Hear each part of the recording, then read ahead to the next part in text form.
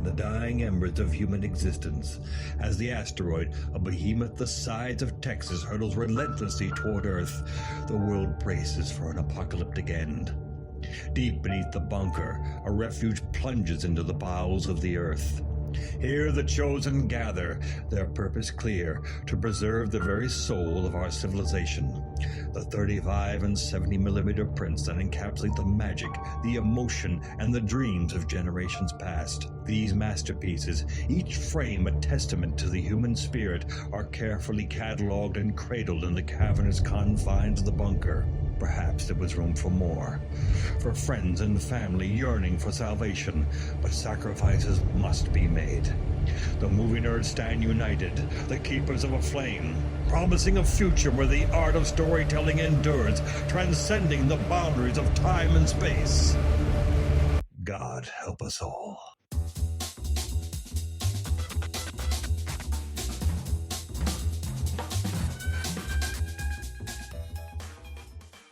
Welcome to Back to the Frame Rate, part of the Western Media Podcast Network. Back to the Frame Rate, where we watch and discuss films on VOD and streaming platforms for your entertainment.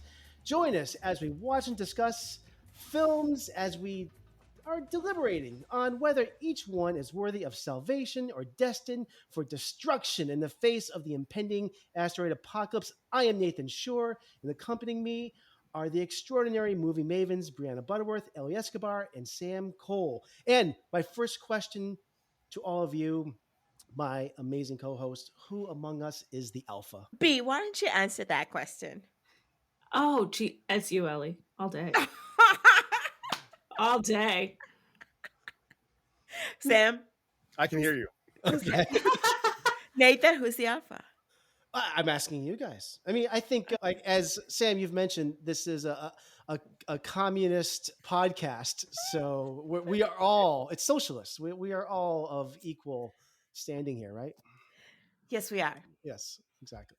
Absolutely. No one's the alpha. We're all alphas. Exactly. Well, I'm the Omega, so it's fine. It's fine. But today we are still in our winter survival series of films, and I think we've got a real treat that we watched this week, at least in my opinion. We watched 2012's The Gray, starring Liam Neeson, directed by Joe Carnahan. I should say Carnahan. It's been a long day. So The Gray was released in January of 2012. I remember when it came out in theaters.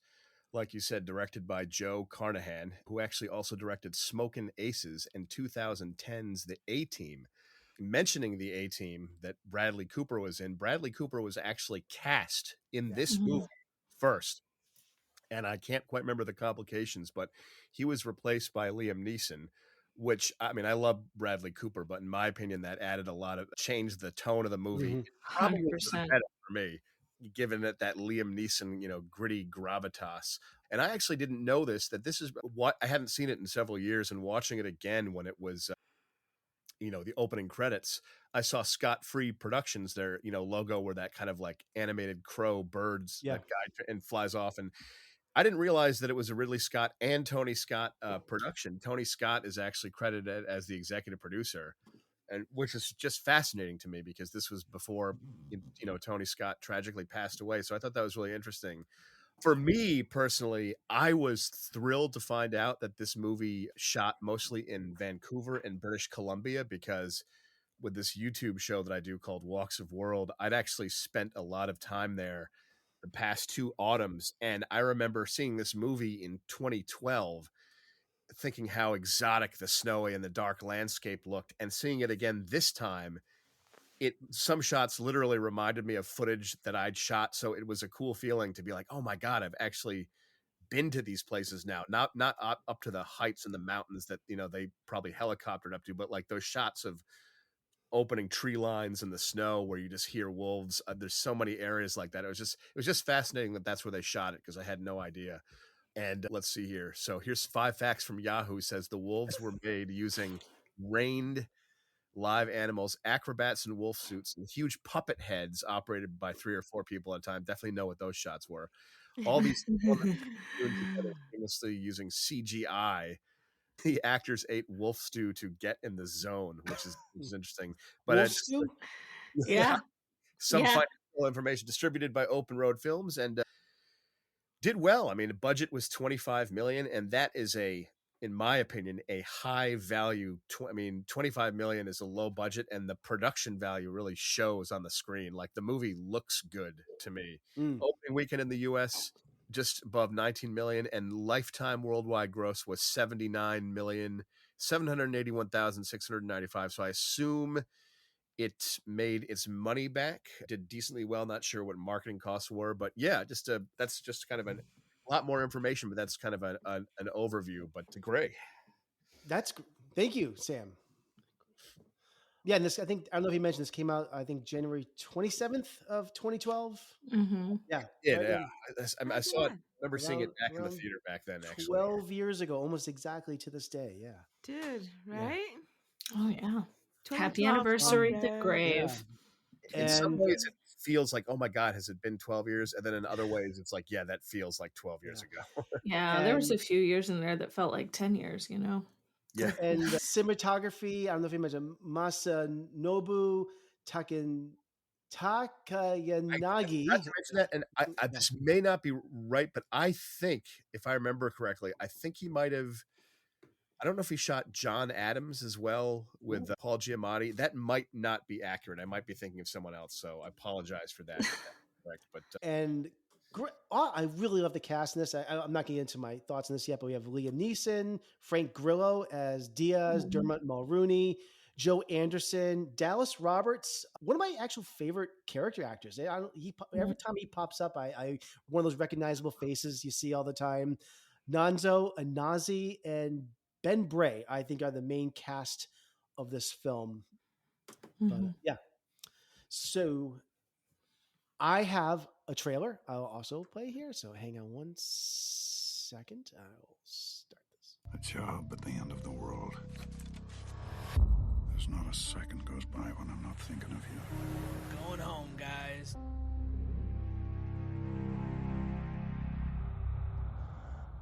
What the hell's going on?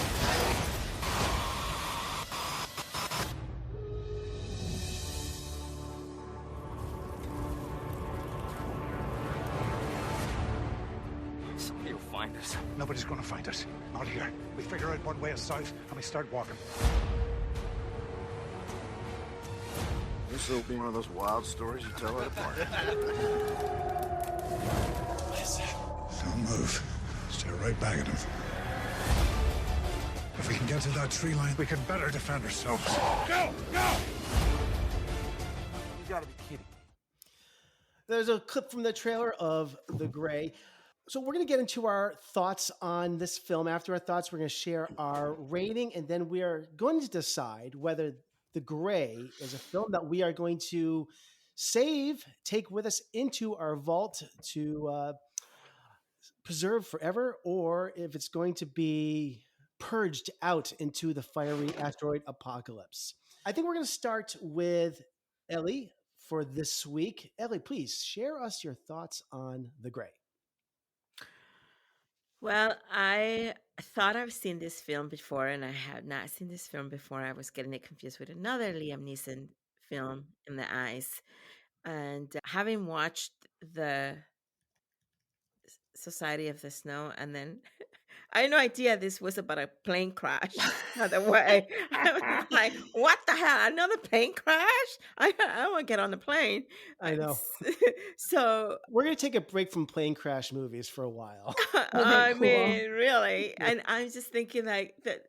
It's almost like these two movies open up with the plane crash right away, you know, and so it's like. Okay, hello. And it's very manly, right? Like the film is very masculine, like this one, The Gray. And so I love Liam as one of my favorite actors out there. And I sat through this film and I was freezing. Like I'm watching this movie and I think like I'm freezing, I'm drinking. I went to make some coffee and then I went to go grab something to eat because I was like getting hungry.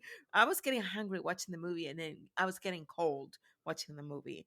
And then the wolves come out and my dog, who's half Chow Chow and Husky, starts to get into the movie as well because she when the wolves start howling, but they're not real wolves, are they?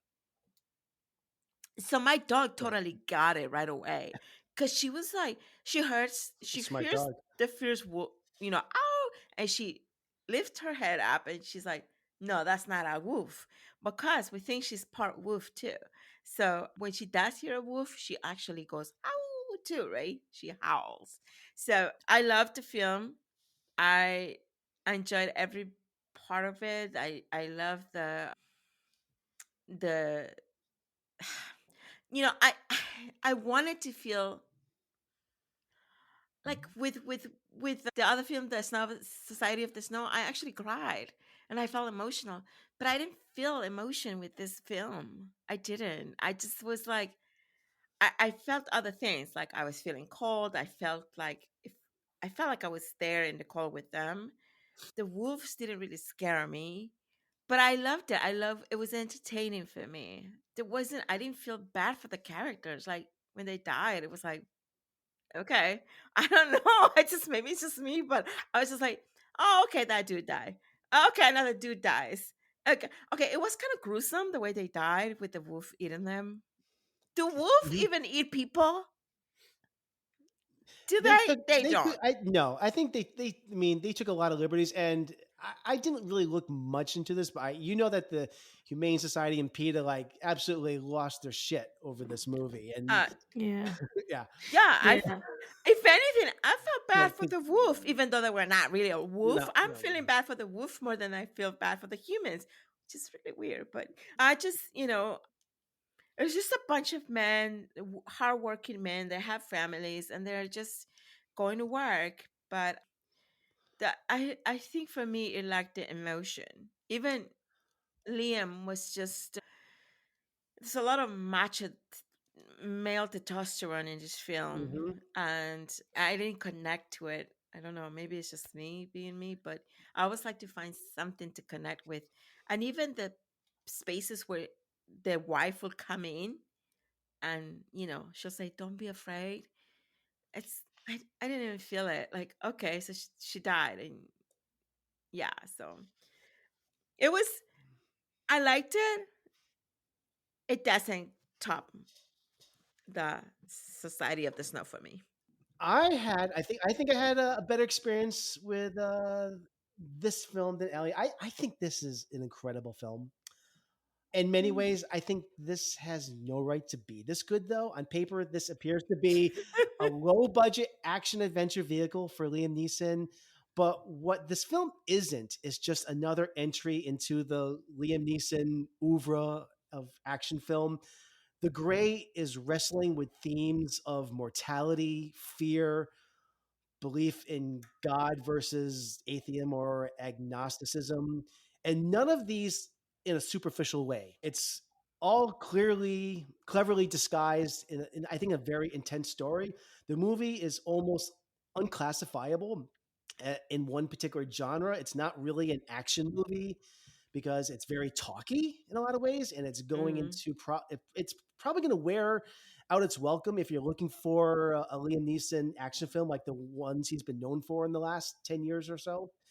And for an adventure film, I think it's good, but damn, it's a really dark movie. It's not really fun in that way.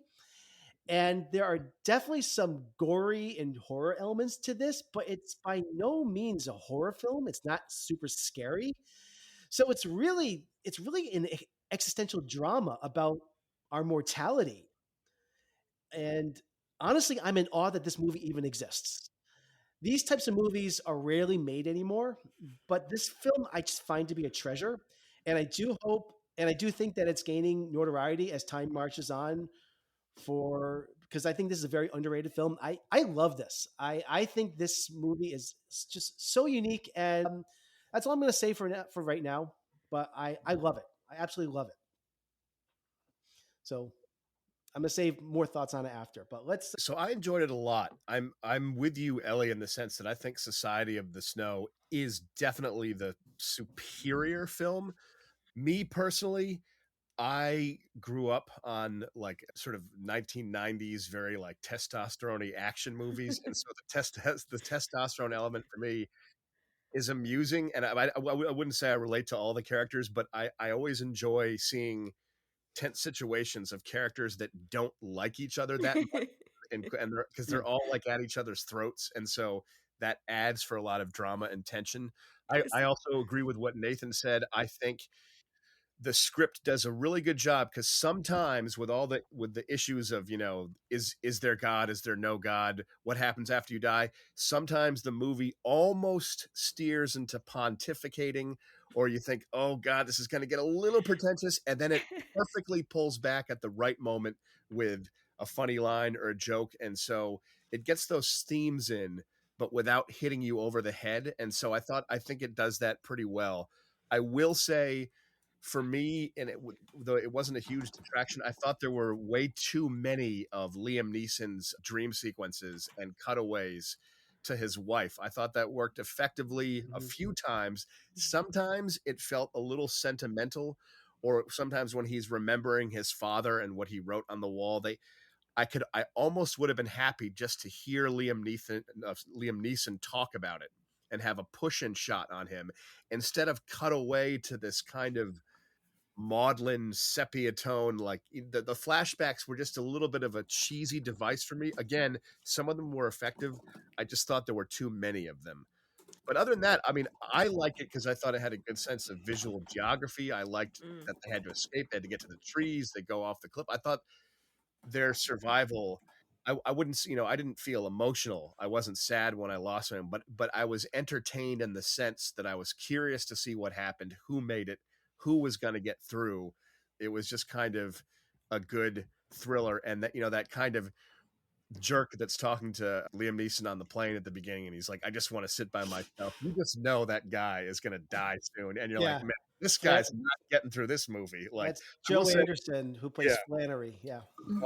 In terms of plane crashes, interestingly enough, I think the best like plane crashes I've ever seen in film is probably, they're both Robert Zemeckis films. It's Castaway and Flight, because what's interesting about the plane crash in this film is I feel that the plane crash in Society of the Snow is more brutal and in some ways better. But this plane crash, of all the plane crashes I've seen in a movie, in some ways it disturbs me the most, because there's something so unpleasant about it. It's freezing inside the cabin.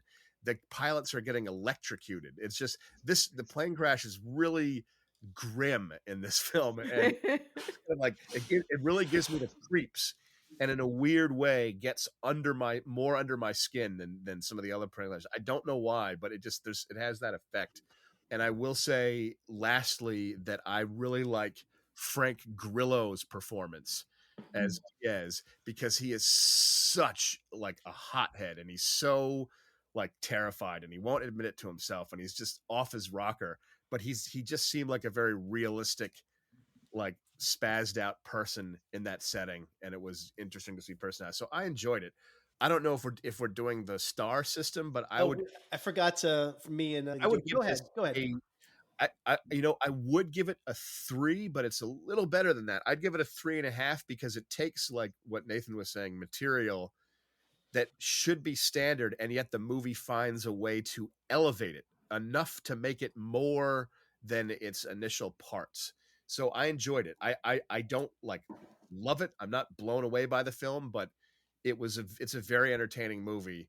And when I found out that we were going to watch it this month, I was happy about that, because I'd seen it years ago, and it's like it's one of those movies I can watch several times with some years in between, because the adventure always works on me each time, and the situation, it's perilous. Not horror, but not quite. It's hard to define this movie, but that's what I like about it. Yeah. So 3.5 for me. I'm going to get to B in a second, but I want to just back up and rebut one other thing and back you up on one thing, Sam. Ellie, you mentioned about like this overly testosterone fueled thing. I think that this is a dissection of that.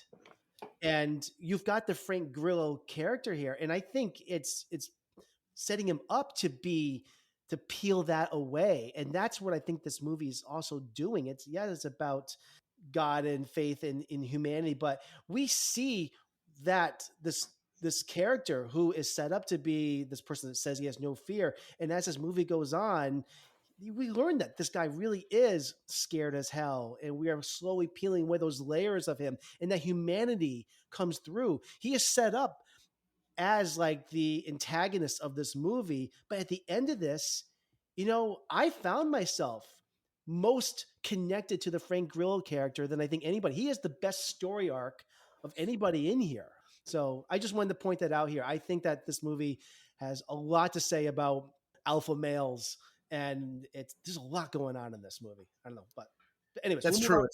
It's analyzing them, but it's showing the character, but it's not like the movie isn't of it in and of itself being like, yeah, look how tough these guys are. It's doing the opposite, where it's like showing their shells coming off. Yeah, because they're terrified. Yeah. B, let's get to you. Oh, I want to. You know what? Because Sam, you gave your rating. I will say I gave this a 4.5, 4.5, because I think this movie is fantastic. Yeah, solid 4.5. I think this movie is amazing. I will say really quick, in terms of directing, I'm so sorry, but in terms of directing, We'll get to you.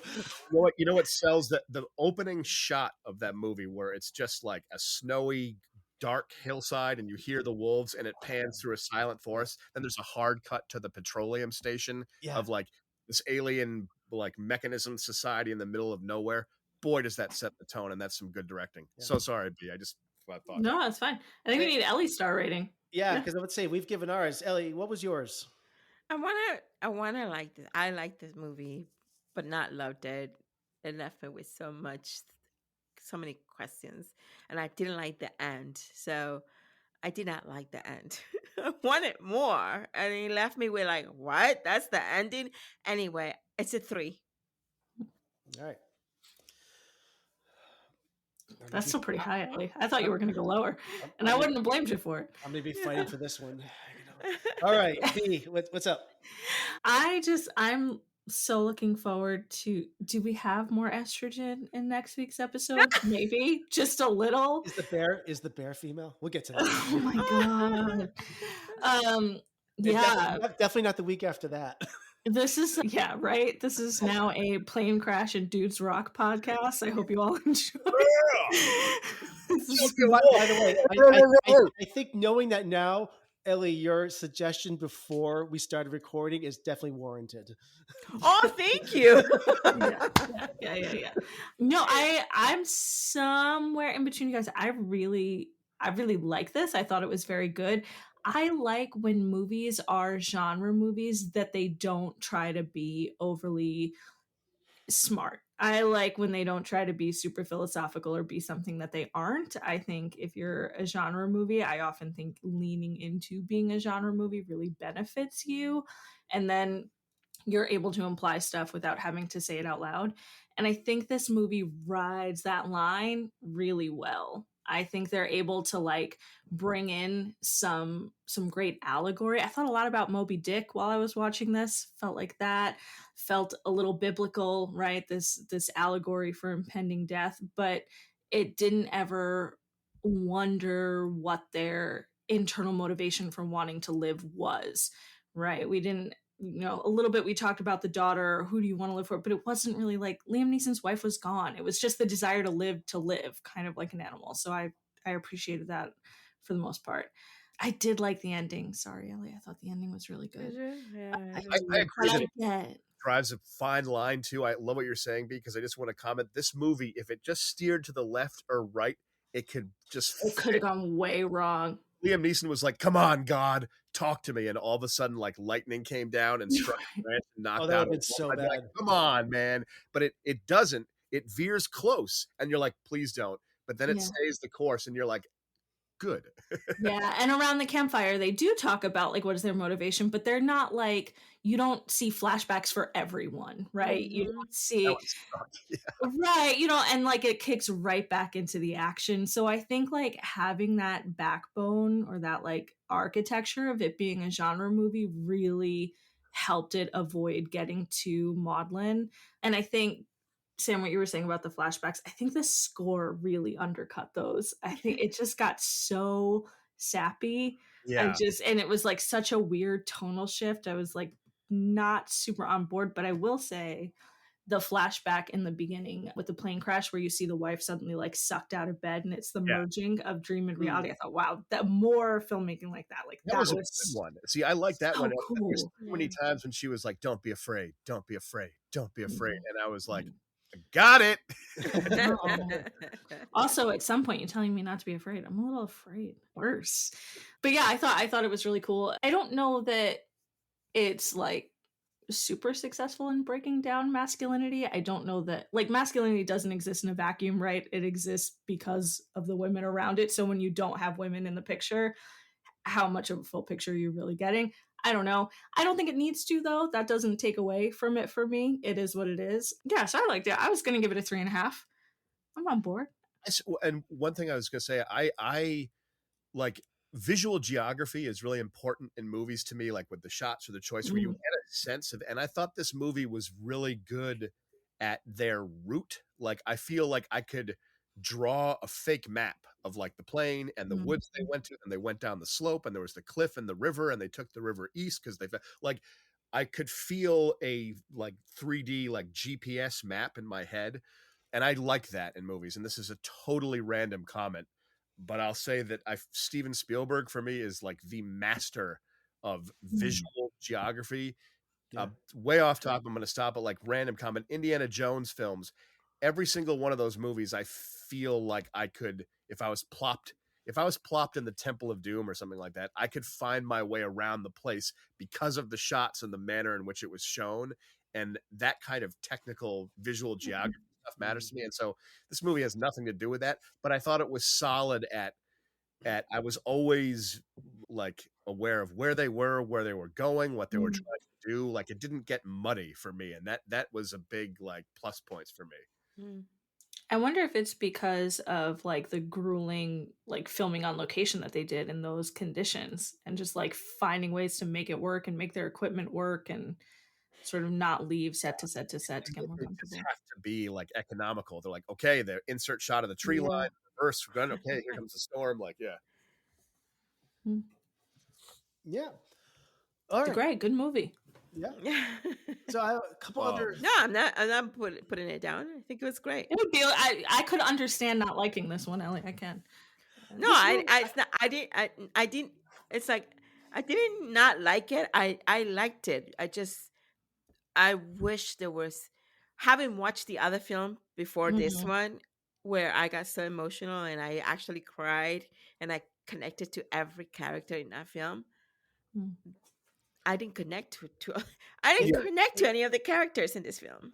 No, it's hard to, it's like that the life of an oil driller, like shooting wolves, like, getting drunk all the time. Like, it's not, it's like, I mean, though I don't relate to the characters, what I liked, and I didn't feel emotional at all, but what Nathan was saying is like, I kind of enjoyed in a weird way the darkness of this movie, because it is so dark.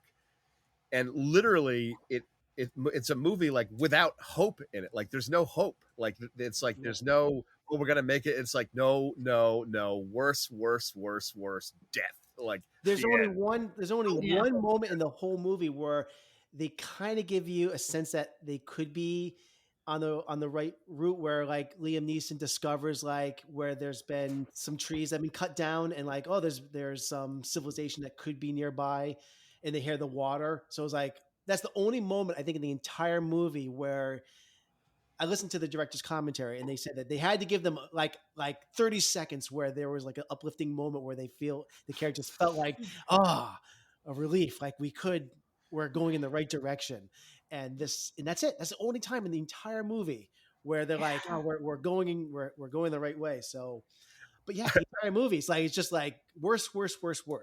I will say one of the cuts that I thought was amusing but downright sadistic was when, I'm just looking at the notes to terrible characters' names, but who is the guy when Dermot Mulroney as Talget, when he like had just an awful, like rough death, like hitting everything up here. Then he lands, and then it's like a little twisted on the filmmaker's part, where it's like his daughter's leaning over him to embrace him. No, it's the wolf, and you're just like, Hey, by the way, awful.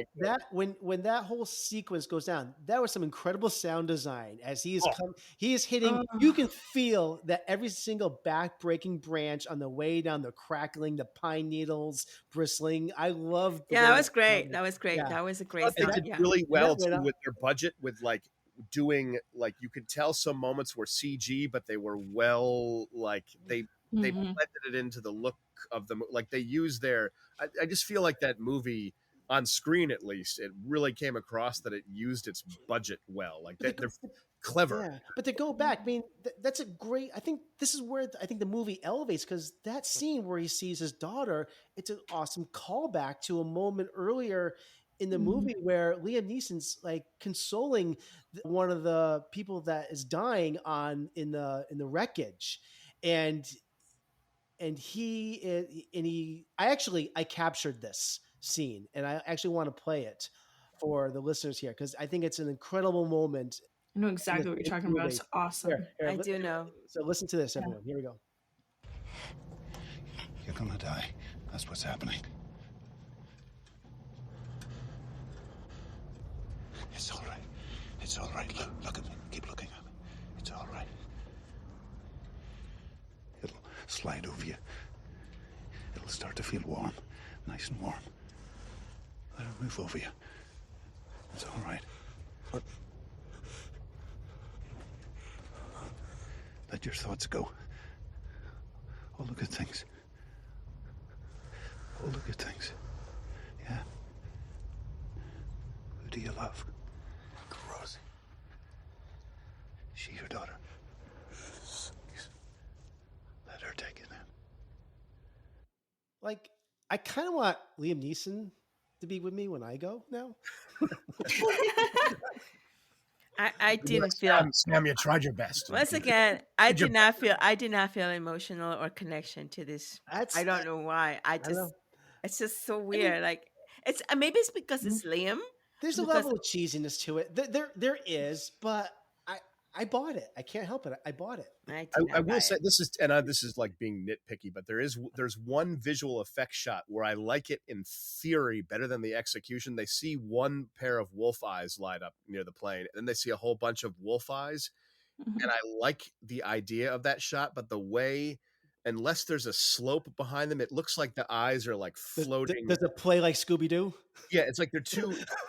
The eye line for me is too high. If the eyes were lower and the shot was blocked by some of the actors, it would be real. But those eyes are just floating nebulously. It's just the way of the angle of it. Just I think there's like supposed to be like some embankment of snow there. That's why they're all different heights. But I know exactly what you're saying.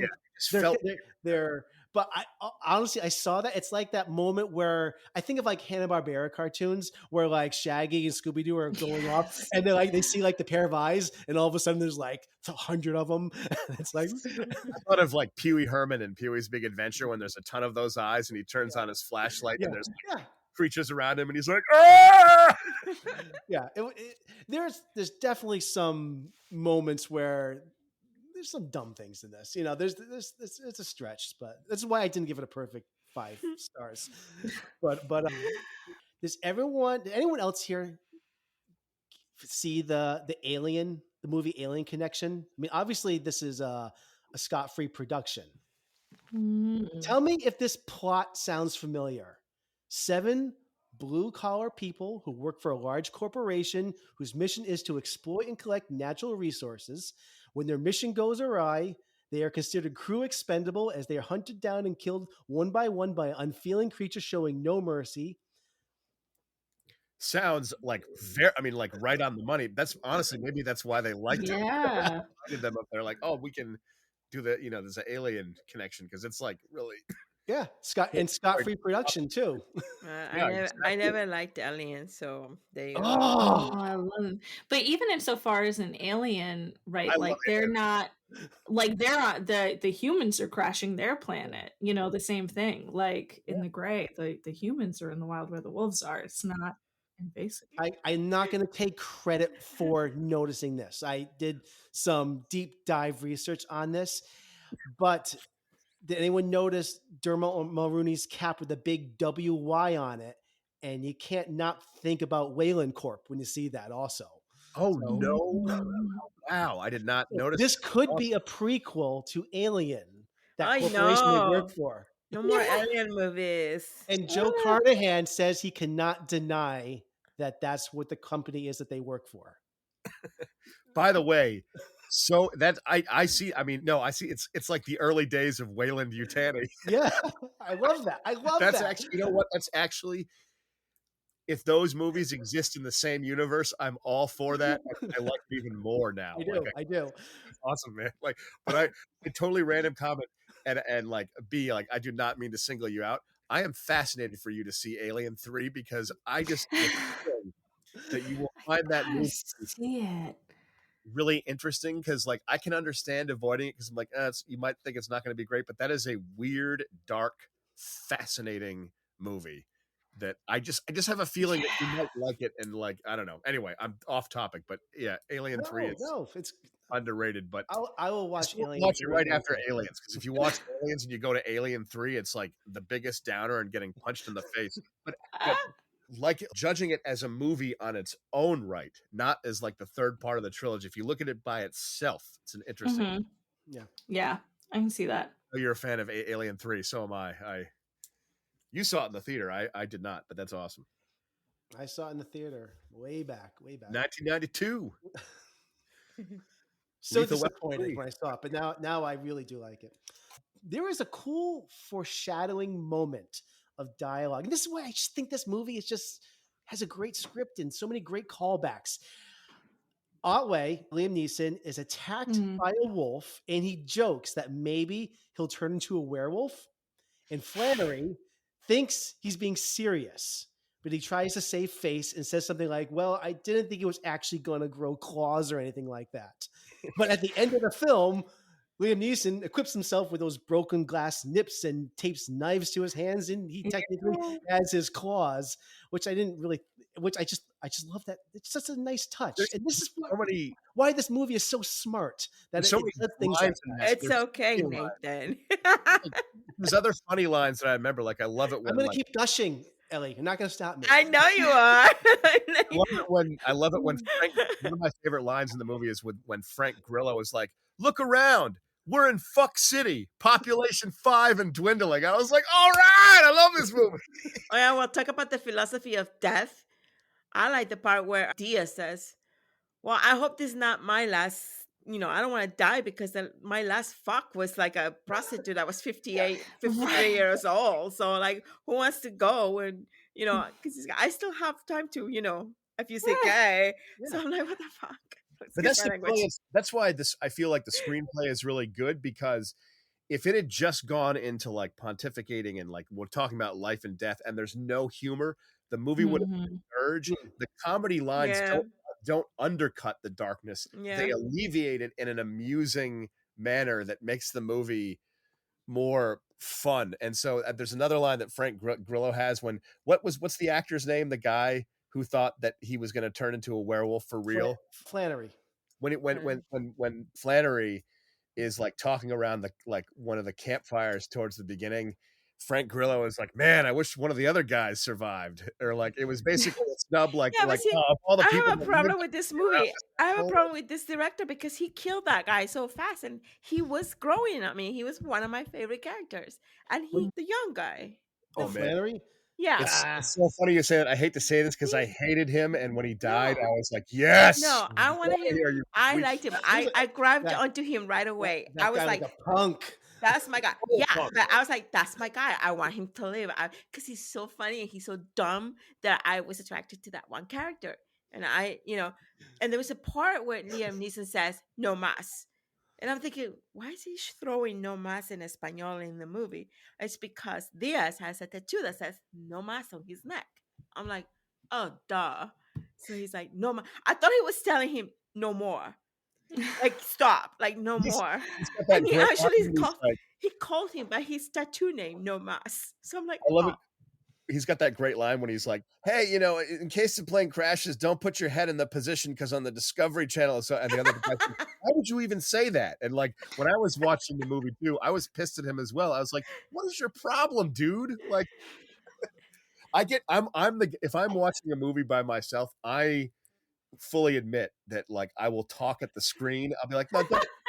What are you doing? That's the you're cutting the wolf's head off. Come on, man. Come on. You were getting cool. Now you're spazzing out again. Oh, what's your problem, Frank? Like those movies. What I think this movie did well is that they did incorporated the humor, and I feel like in real life, humans when they're going through a survival mode or a tragedy, and they're in their darkest moment, someone is bound to say a joke to make you feel less fear and forget for a second that you're in a tough situation. And I think that was well incorporated in the moments that they had, in those moments where they're like something funny will be said by one of the characters, and I thought, okay, that's because in real life I feel like that's how humans behave, and I think for me that's the one part that they got right. I think that if the four of us crashed in a plane in that situation, we might actually have a shot at survival because we would instantly realize that like bickering and so I think it would just become like, okay, all right, guys, like what are we gonna do here? You know what I mean? Like so if we all crash and we're all like down on a plane, Nathan is gonna take over like Liam Neeson did. No, I told you. Then Ellie is. I told you if I die first, you can all eat me. We're not going there. We're not. I can't. I will say this movie made my palms so sweaty at certain points. Like when they, oh my God, that scene where they threw the rope to the tree where they had to get over that cliff. I was like on the edge of my seat. I knew what was coming. I knew not everyone was going to make it. And I still was like, oh my God, that's so high up. That's so high up. Oh my God, that's so scary. Maybe the person that hates heights, I will not make it. Oh my God. The whole time I was like, that is something I could not do. And then when, you mentioned cutting the wolf's head off, that made me viscerally like cringe. I was like, oh my God, that's so graphic. That was needlessly like, that was a little sick.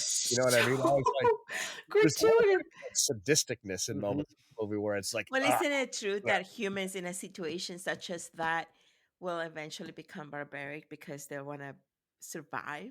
Maybe some people, I'm sure. Yeah, but some people would, but I guarantee you the four of us wouldn't. I know it sounds weird to say that, but it would not, the barbarism wouldn't happen. We'd be scared. No. We might not make it, but if you have a bunch of men together, I feel like that would happen. They would eventually turn into like wolves themselves. We turn into wolves ourselves, maybe. I did like what happened with women. I was with that, like cat women. I definitely would have quietly stolen all the wallets and the money in it, and like not just like showed it. I just like take all the stuff and be like, oh, I don't know what this is. Oh, I don't know. This is the other thing that we also had wallets in the last movie. I was like, oh my God, is society this now? No, that's the thing that people do, I guess. So you can thinking about wallets. I don't have any pictures in my wallets. Or billfolds. I don't have any pictures in my wallet. Yeah, I noticed that. That felt like a narrative device. I was like, who has photos in their wallet? I mean, in 2011. My mom, my dad, my ex-husband, Carlos, me. We have pictures. I used to have pictures of my kids in my wallet. I just wanted to make a quick comment. I used to have pictures in my wallet, but then as soon as it started filling up with money, I was like, nah. But I was just saying, like, a goof. You're such a goof, Sam. I used to have a wallet that had pictures in it, but now I feel like wallets that I get now don't come with a place to put photos in it anymore. It used to have the plastic sleeves, and they don't have them anymore. I don't know, but life is hard for men. But I want to get back to that because in this movie, I think this is a really powerful moment because in these final moments, Liam Neeson is stacking these wallets up. That scene, Ellie, I know you felt no emotion in this movie at all, but that scene actually really, really wrecked me. And it touched you. What's really, I thought was really powerful is that these photos of are the real actors in their families. And then we see Diaz, who only has the driver's license, and we see that he had no family, and that really affected I me in don't that think they're the moment. real actors' family because then they will have to pay the real actors' families in the It is movie. the real, it is the real actors' families and their children. And I No, think it's they're just a not the really real actors. wonderful bookend, as you know, as we know, they're collecting these wallets and it's building up to something, but we really don't really know what it is. And we never imagine that the emotional impact of the conclusion of it until we see it at the end. And what's really powerful, I thought, is that all these wallets probably will never, nobody will ever find them. They're just likely to remain in that wolf's den, buried in the snow forever until they deteriorate.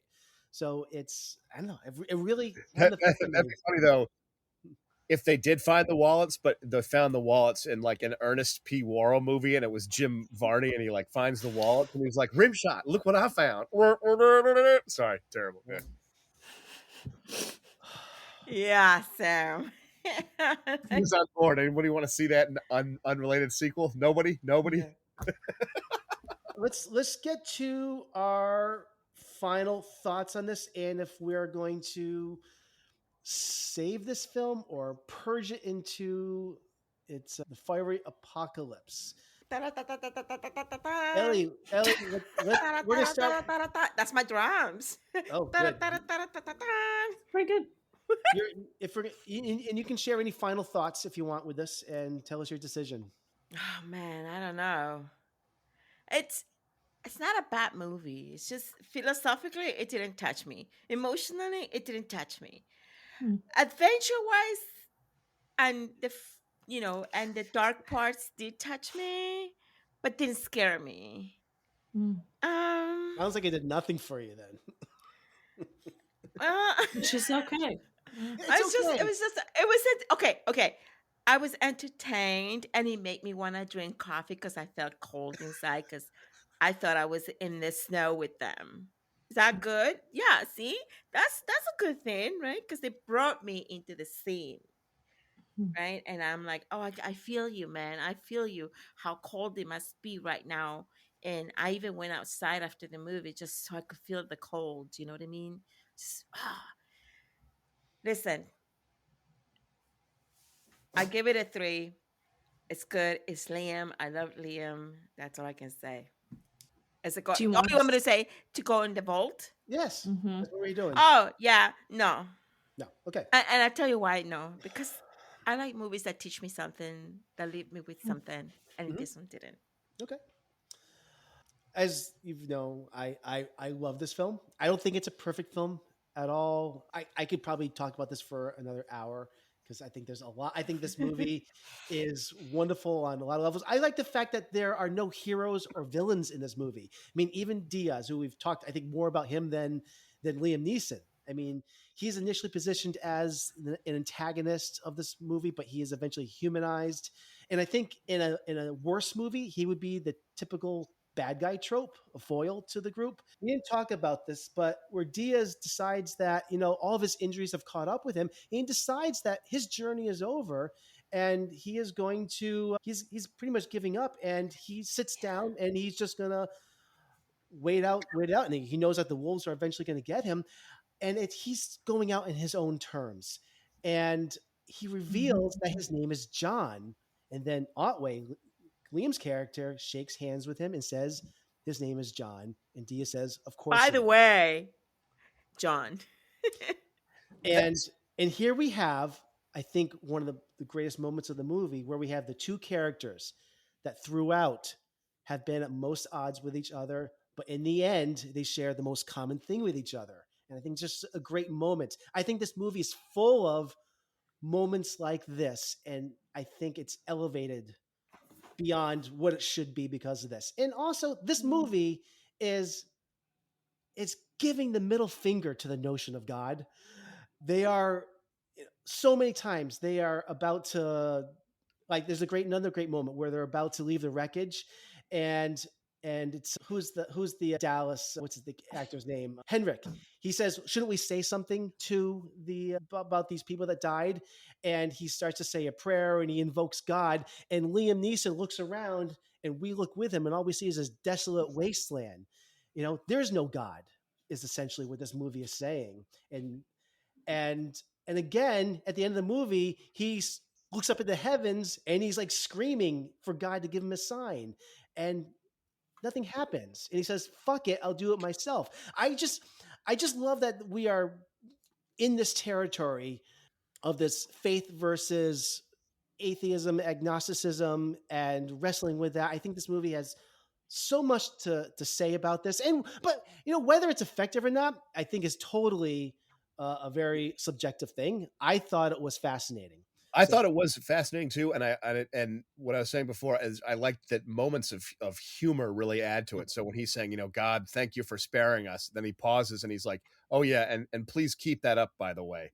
I was like, yes, that's what I would say. But is this teaching lessons? No, I find this truly a slice of entertainment. Yeah, So it's pretty that's much. always to look at it as. I don't learn anything from this. I'm not a better person after this, but definitely I found this to be a riveting slice of entertainment. So yeah, I want to take it. I've seen better purely on that entertaining. level. I've seen better entertaining movies than this one. So Yeah. So yeah, I really like this, and I would totally watch this again. So yes, I would like to take this movie with us to share with the future generations. Sam. So, I mean, I definitely enjoyed this movie a lot. I was entertained. A comment on, 1 second, my computer is just one moment. Oh yeah, sorry, no, I'm back. So a quick comment on the Frank Grillo's death scene. I thought was really effective too. It honestly really surprised me because of all the characters. I was shocked that he gave up, but I understand it. I thought you explained that well, Nathan. I surprised myself by saying this, but I would not include this movie in the vault. I liked it. I really enjoy it. Find it entertaining. 3.5 stars, but I just don't think it would make that cut for me personally. So that's what I would say on that. I did feel a little sad when Diaz died in that manner because I felt sad for him that he wasn't going to FCK again. I mean, that was his stand. Yeah, it's kind of like that was it. Yeah, That was it. Like, you're done, man. You know what we forgot to mention in this that is crazy before we get to B? Liam Neeson shot this movie in the beginning of January 2011 in British Columbia. His real life wife, Natasha Richardson, died in March 2009 in a skiing accident in Canada. Yep. 2 years before this. I Yeah. can't imagine the emotions that he must have been going through filming a movie like this at the time. I mean, the personal experience, what he brought personally into this kind of movie, working in these conditions and as we know, come to find out, it's about a wife that passed away as well. It's we didn't talk about this in the main review, but I just thought that was something that is worth mentioning. I saw in an interview that Liam Neeson said that one of the ways that he tried to cope or deal with the loss of his wife is to stay as busy as possible. And I think he was just like, I'm going to do this movie. I'm going to go out there in the snow. I'm going to do this. I'm going to like. That's what I was going to say. It's almost like it's therapy for him to do this. Exactly. And Yeah. so as tough as it would be having those themes of like a wife that's passed away in the film, I think at that time I'm just guessing, but that he would prefer to be working even on a movie in harsh, snowy conditions rather than staying home and being like reminded. Totally. I'm also just considering like the material of this, where it's about mortality and faith in God and heavy, yeah. and losing a wife and suicide, and like, damn, like that to the bone, I'm just thinking like that's hard, He's talked about it in interviews about how he like used her memory when he was writing the letter in the film and how he bonded with the other cast over it. It's really interesting. This is the things that as actors we have to keep in our toolbox. Yeah. We have to keep our real happenings in life in our toolbox so that when we do play a role, we can take them out and use them in that moment. So Yeah. Yeah. Yeah. Yep. Definitely. All right. Yeah. B, we're up to Mhm. you. Yeah. I can't believe we didn't talk about that or about Gorilla's death scene, because that was, I think, out of all the characters, we come back to him because he had like the most arc, right? He came from being like so angry at the wolf to just so accepting. You know, his 5 stages sort of happened Yeah. quicker. Henrik's death, was it Henrik the drowning? I thought his death was also really powerful. Like in a good way. Yeah. I have a thought about. I want to hear your rating, but I want to circle back to Henrik in a scene with him and Liam Neeson for a moment. But I'll let you finish your. Are we thinking about the scene where he tries to get to know Liam Neeson on a little bit more of a personal level? Yes. And get, you know, you're here in the snow with this guy who's tried to commit suicide, and your life is kind of depending on each other. And I think you want to bond, but that's probably also in the back of your mind. I'm basically talking about the flashback where he says, "Hey, remember the last night at camp? Yeah. Where you went off? Where did you go?" And that look in your face reminded me of Diaz. I hated that.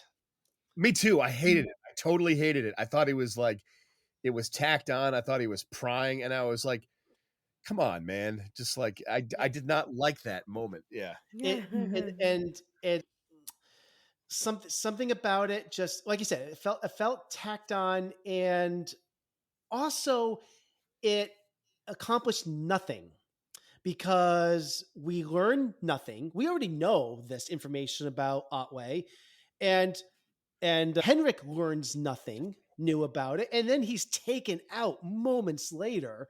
So it was such a throwaway scene that it just like it did not need to happen. We learned nothing from that. So I don't know. I just it was the worst moment of the whole movie for me.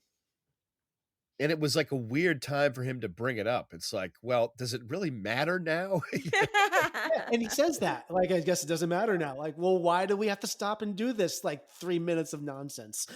Yeah. Anyways, that was a side note. Anyways, I didn't hate it as much as you two did. I wonder if this is some dude code that I don't know about. But I was thinking, like, there's no emotion. Emotion is. I was like, dude code. I love it. I was like, if I'm stuck alone in the snow and this might be the last person I'm ever alive with, like, I gotta know some stuff. Tell me some stuff about you. And then I thought, no, I'm gonna finish. I thought maybe it served a little bit to show how Liam Neeson had gotten past being suicidal by actually having to confront death. And I thought, like, that's interesting. Yeah. I thought it showed, I don't feel that at all. And I thought it Like, showed as long nothing. as the guy can chop firewood and carry his weight, like, I don't give a fuck about him. And I'm sorry, but like, I don't need to know anyone I'm surviving with. They just better. Okay, you two feel more strongly about this than I do. I didn't think it was that horrible. I'm not with him. I'm not. If that's what the purpose, if that's what it actually did be, I'm for that. If it's revealing something, a character trait, but it didn't do that for me. It just revealed nothing. Exactly. The guy just chastised him. He's like, remember at the beginning of the movie when you tried to kill yourself? That was wrong. It's like, oh, well, did I not help you survive the wolves? Like, does that not count? You got to fucking chastise me for something like, go fucking drown yourself in the water, you fuck. Right? All right. Yes. Sorry. My question is, did he follow him that night? Because he did ask him. I think he did follow him, but then they got distracted. Liam says, did you follow me? Did you follow me? And he doesn't answer because I think he's scared to answer at that point, to tell him, yeah, I followed you. I knew what you were going to do. But, what's the point of that scene? The point of that scene, in my opinion? But see, there was also a religious element because God punished him for that scene by drowning him. God. That's a joke. That is a joke. Peter Griffin here. That's a joke. Peter Griffin. Yeah, I mean, I guess I just thought, I didn't think it was that bad. I also think a lot of the flashbacks were egregious, so why we had to see the exact same shots of Liam Neeson, I was like, oh, okay. Maybe they were just fillers. Maybe that's... I know what you mean. Like, I understand what that scene could have been, like getting to know someone. It's just the way I'm talking more about. Well, then he does die like 2 seconds later. I get it, but I'm delivered in the scene. It just felt like he was like, "Hey, why did you do that?" I didn't get that at all. Maybe he just needed to know that before he died. Yeah. I don't know. I mean, like, if I'm Yeah, I mean, I would want to know, I guess. I would want to know. And also, like, I would want you're the only two left, right? Like, what are you hiding from each other at that point, right? You're in the exposed wilderness. I don't know. But what if they survive? He wouldn't want him to know that he was about to commit suicide. Exactly. Yeah. The situation might improve, so there's no reason to go all like Oprah, you know. You're right. It's either totally clammed up or Oprah. Those are our two speeds here. No, I would not put this in the vault. No. Okay. Then this.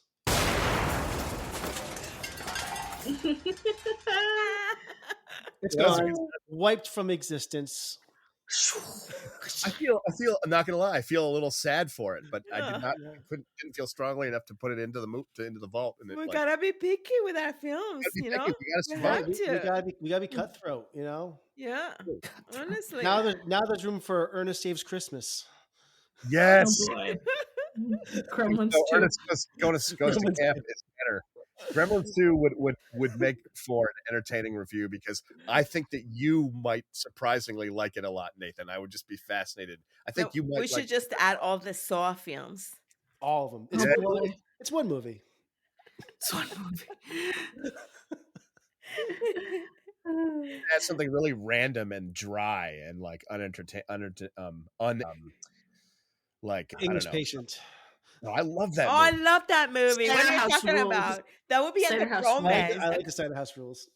If we review The English Patient, that would make the vault in a second. Me That's too. just my opinion. I'm with Sam. I haven't seen it. I've never seen it. The I've English never seen Patient it. will have to make it into the vault. It's a movie I can watch over and over and over again. Yes. Say The English Patient, Ellie. Ah. It's up to me and 1998. 98. I remember hearing about The English Patient going, wow, that it's sounds like a grown-up movie, and then I never watched it. It wouldn't be such a grown-up movie now, though, B. No, not now. That's right. I've just never seen it. There's a plane in there somewhere. Oh boy. Yeah. Another plane crash. Our track record. Plane crash February. Oh boy. Let's be honest, Peter. I can't do it. Oh god. I'm so glad I didn't do that. All right. Yeah, we're gonna wrap it up there, but let me just mention a few housekeeping notes. I would just like to thank each of you for tuning into our show. Your feedback would be greatly appreciated. So if you agree or disagree with our opinions, reach on out to us. We have some emails. We have a email, just one email. backtotheframerate@gmail.com. You can connect with us on Facebook, Instagram, Threads, or TikTok. Our handle is Back to the Frame Rate, or on Twitter, which is Back Frame Rate. We would also be grateful if you took a moment and left us a rating and review on either Apple Podcasts or Spotify. Also, I'd like to mention before we end things is thank you to amazing actor Brian Ellsworth for lending his vocal talents to the opening of our show. We look forward to having him introduce our show going forward. So thank you very much. Our newsletter, I think, dropped today for February, which I'm really excited about. I worked really hard over the past couple of weeks on this fun comic strip. You gotta check it out. You gotta check out the newsletter. So good. You guys have to check out the newsletter because it's sick. I dabbled in Canva, and I created a comic strip that explains our plight as we built our fallout shelter. It's really cool. So I do have a thing to say about that though. The cartoons don't look like anything like us. Well, it's what can I say? I did the best I could. Wait a minute. There's a cartoon likeness of me in this lawsuit. Nobody looks like us. But. So that's called Frame Rate Monthly, and you can subscribe right now basically by emailing us at backtotheframerate@gmail.com until we have a better way. Do it. Do it. And the most important thing, if you're out there listening to us, if you love our show, please tell a friend, tell your family, tell your boss. Tell your wife, your girlfriend. Tell your dog. Tell your enemies. Your enemies. And share our episodes. Tell everyone, tell the world about us so that everyone knows, because that's what we need. Tell them in need Spanish too. Sure, tell them in Spanish. We don't care. Swahili, French, Yeah. we don't care. Oh, I didn't actually remind people what we're going to watch next week. Next week, we're going to do The Revenant from 2015, which I'm really excited about. I've seen it one time. Yeah, so this will be the. Ellie, you're gonna need a big old pot of coffee for this Oh one. my goodness. I love that movie. No plane crashes. I actually had to double check. Because do they get stranded by a plane crash? No, they're just frontiersmen, right? They're just out there. There were no planes at that time, I don't think. Yeah. If a wormhole portal opened in the sky and a plane from the 20th century crashed into the 1800s or something. And we promise eventually we will have movies with women in it at some point. Oh my god! It could be a few more weeks, but let's be honest, Peter Griffin here. I mean, could a chick really survive a plane crash? March Madness is coming. So that was a joke. That sounds hard. Joke. All right. I've completely derailed my sign off. So here we are. All right. So what did I say here? So Bye everyone. Subscribe. Head over to Apple Podcasts, Apple Podcasts, iTunes, Spotify, whichever portal connects you to our broadcast, and share your thoughts until we emerge from the fallout shelter. Stay with us, keep hope alive, and keep those reviews coming. This is the end of our transmission. And as to Pitney Bowes, you're the worst company ever. Back to the frame rate. Have faith. Signing off.